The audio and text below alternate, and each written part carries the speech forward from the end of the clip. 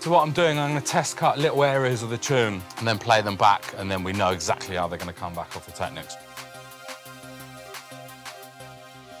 So what we're looking out for, with all vinyl, top end is the first port of call. Hi-hats, open hats, shakers, top end of snares, they're the bits that distort the most. Generally the bottom end, low mids and stuff is rarely an issue. As a record plays through, every revolution it loses top end. Everyone says, oh yeah, I know that, but very few people do. So what I'll do is a test. I'll do a test cut here of this song, and then I'll do the same test cut in here, and we'll listen to the difference. So you can see the degradation of the record. And you can compensate for that to some degree, but only to a limit.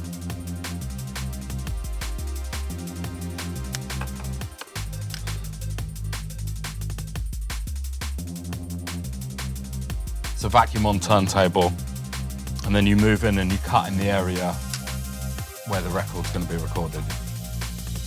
So we'll do test cuts on a 12-inch lacquer. In effect, it's a double plate, it's a lacquer, same thing. Lacquers tend to be 14 inches, and a spot checked for less imperfections. You get little blisters and stuff on them, but we can use these are fine. So start, drop the cutter head.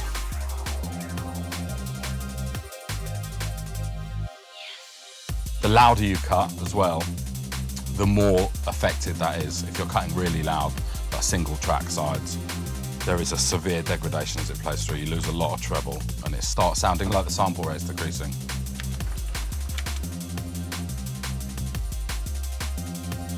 Okay, so have a listen back now.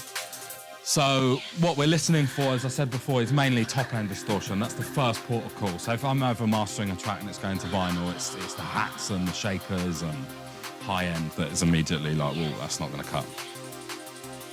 Okay, let me do this test cut further in as well. Because we're cutting considerably quieter, this is less obvious. You'll get an idea of how a vinyl starts sounding awful as it goes in. So we do this at 95%, so that's a bit extreme. We're not even going to cut to this part through the record. We want to finish sort of 80s, really.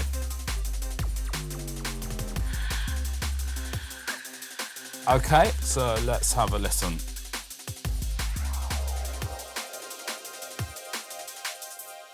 So this process we've done now, we've done for one track. We've got to do it again for the second A side and so on.